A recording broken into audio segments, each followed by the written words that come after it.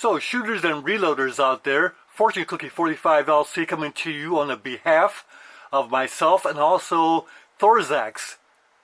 Now, Thorzax and I did a video book on the versatile and capable 44 Special, but we never did get a final chapter done. And so this video is the final chapter in that video book. And it summates what we've done with the 44 Special, and that was a lot. We went into target loads, and defense loads, and hunting loads. And the 44 Special is so versatile, it can handle all of that.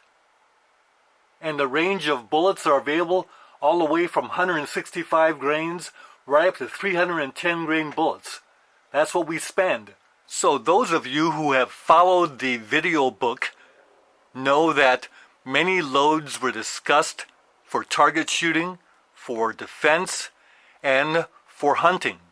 So we don't need to go into those except to say that if you're going to use any of that load information, you should always start low, work up according to good reloading practices, because you always want to make sure that you do that for safety. Now, also, you got to consider what kind of gun you got. If you got an old, antique, or not a very strong gun, then you can't go with some of the more powerful loadings. But if you have a real strong gun like a Ruger 44 Special or a Ruger 44 Magnum, you got plenty of margin for safety, so you can use the more powerful loadings. Well, let's do this video on behalf of the newer reloader who maybe has just gotten a 44 Magnum or 44 Special revolver, but is tired of paying for factory ammo because it's so expensive, and is looking into getting into reloading, and is looking at loads that are either target or general purpose utility type moderate loadings, and not looking for the powerful ammunition to begin with. So let's go with that in this video to finish off this video book. So the newer reloader, let's talk about equipment just real quickly. And that is, you got the big five. That's Lee, RCBS, Hornady, Lyman, and Redding.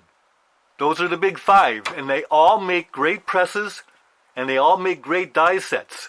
A lot depends on your own needs and your own budget, so no one can really tell you what the best quote-unquote press or die set is.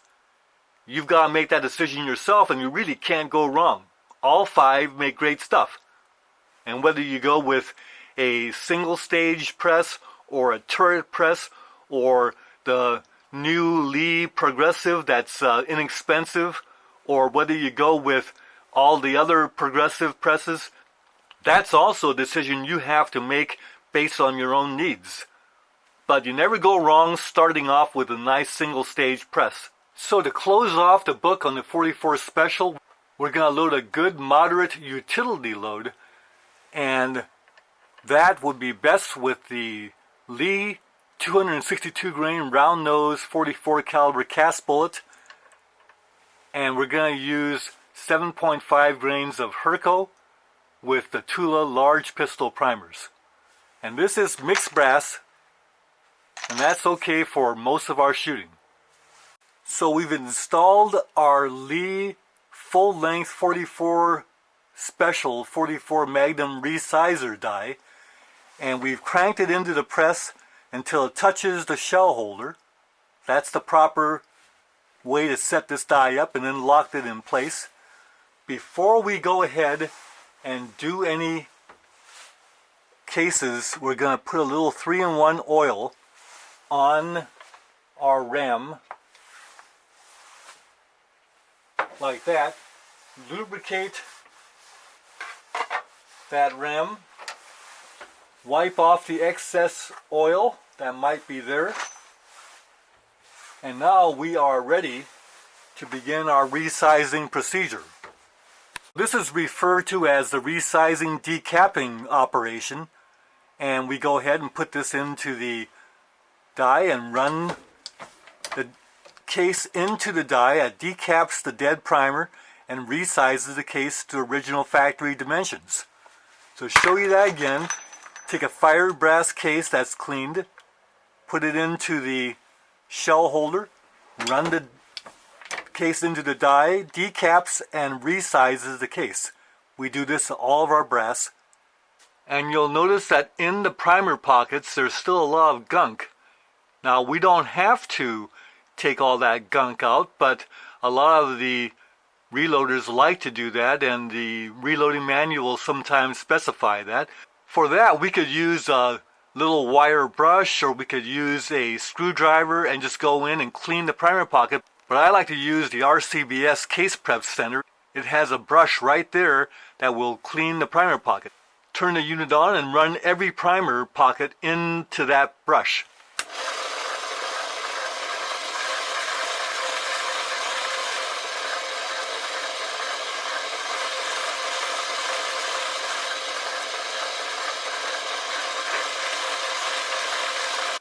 Now you will see that the primer pockets are clean. We'll go ahead and clean all the brass. So once again, reloading is not manufacturing ammunition. Reloading is a hobby. And manufacturing is like cars, textiles, all of these things that add to the gross national product of the country.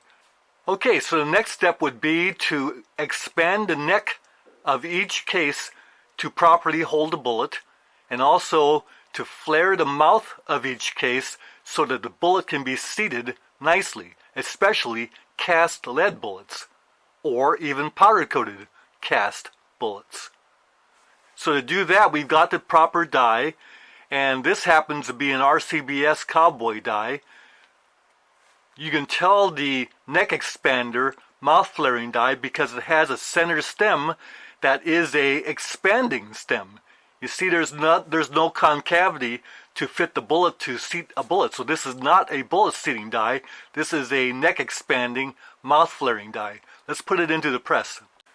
So the trick of this die is simply to put it down until you get enough neck expansion, and then the mouth flaring will start happening, and the mouth flaring is enough to allow a cast bullet to enter the case. And once you have that, that's the setting that you want this die. And the die body can go down and the stem can go down until you get enough flare. Now as you run a case into the die, you start feeling the neck expansion happening, but you don't feel any mouth flaring happening.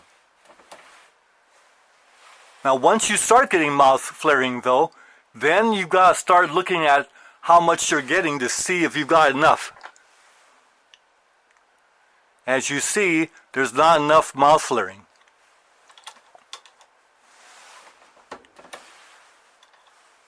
So it's a trial and error process until now we're going to use the stem. Lower the stem.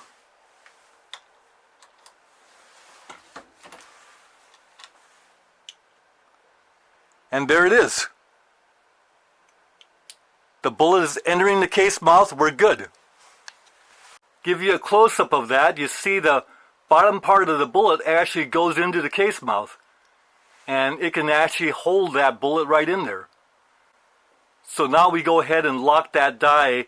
Now of course this would be an ideal time to also reprime. So as you see, we put a primer into the primer arm, and then a case goes in to be neck expanded, mouth flared, and then when we go to the bottom of the stroke, we seat the primer like that, and the primer's in, and at the same time the mouth is flared properly to hold the bullet. We're good to go. We'll just go ahead and run all the cases through and prime them all at the same time. So the case goes in, primer is put into the cup, we go ahead, expand the neck, and then on the downstroke, seat the primer. Just like that. Show you that again. Case goes in.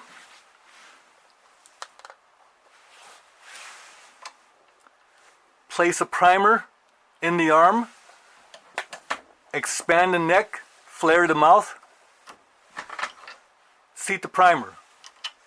Now you see the Hornady automatic powder dispenser is dispensing 7.5 grains. So we'll let it throw another charge, get an idea of how it does that.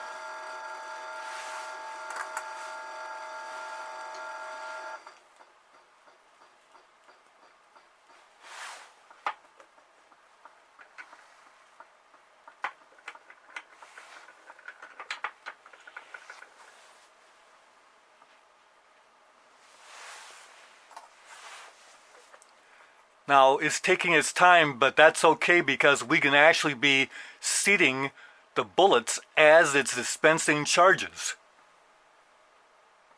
And we're not getting any overcharges at this trickle speed. There it goes. So I'll take this charge, pour it into a case. Now we'll go ahead and take this powder charge case and we'll slip a bullet right in there. And you'll notice that because of the RCBS kind of an M-die effect, that when we put the bullet in there firmly, it's square. It's one of the good things about the Lyman M-die and also the RCBS cowboy die. The expander and mouth flare creates this situation where the bullets go in square instead of being cockeyed. So for seating, we're going to use the Lee 44 Magnum 44 Special seating die. And if you look down inside there, you'll see the seating stem. And that's how you can tell that this is a bullet seating die and nothing else. We'll put this into the press and make sure that we don't put the die body down so far that the crimping shoulder in there starts to engage the case. So you see, it's a matter of trial and error. The bullet's seating a little bit in there, but not a lot, so we go ahead and crank the body down some more. We don't feel any crimping happening. Now that's a crimping groove right there on top, so we got a little ways to go farther yet. Now another... Okay, we're almost there. So let's go ahead and set the die body and lock that, and then use the stem to do the final adjusting. Once again, no crimping is happening. You see, we got another 1/16 of an inch to go yet. So let's give it a little bit more. So under magnification, you can see there is the crimping groove right there. And the mouth of the case has still got the flare. So show you that some more, we've got a, well, there's another powder charge ready, but we've got a powder charge case. Put the bullet right into the flared case mouth, and when you push it in, it's going to be straight. Into the die it goes, and it seats it right to the crimping groove so that you can actually see the crimping groove, and the case mouth will be bent into that groove when it comes time to do the crimping. So to show you that from the powder charge,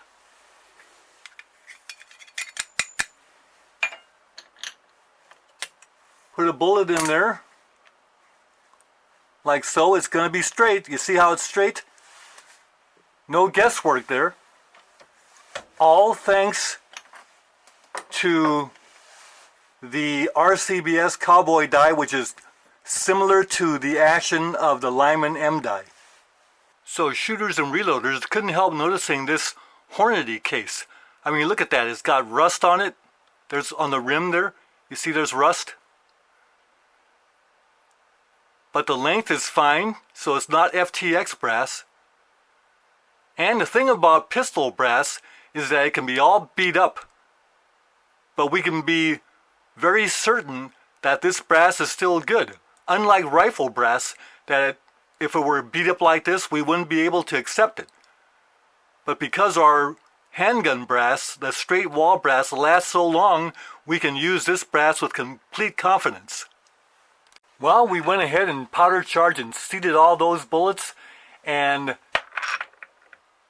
the number of bullets I poured out to guess at how many I'd need came within 4.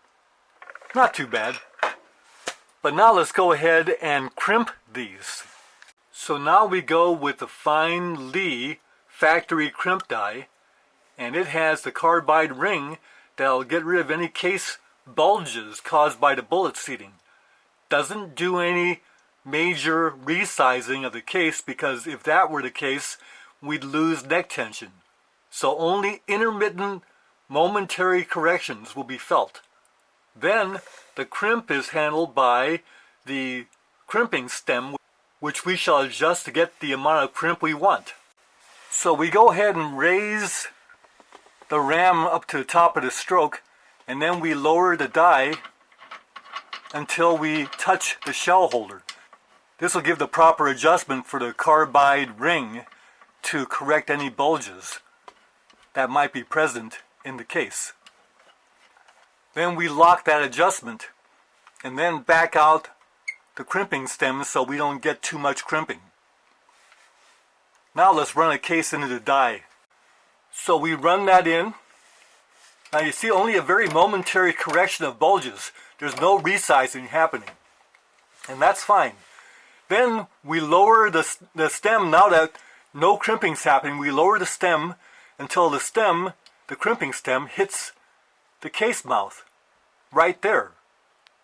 Now we can lower the round and then add the crimp by screwing the stem down a half turn. That gives us a good crimp. Run that back in, and then we inspect the crimp. That's not enough, so give it a little more, another quarter turn.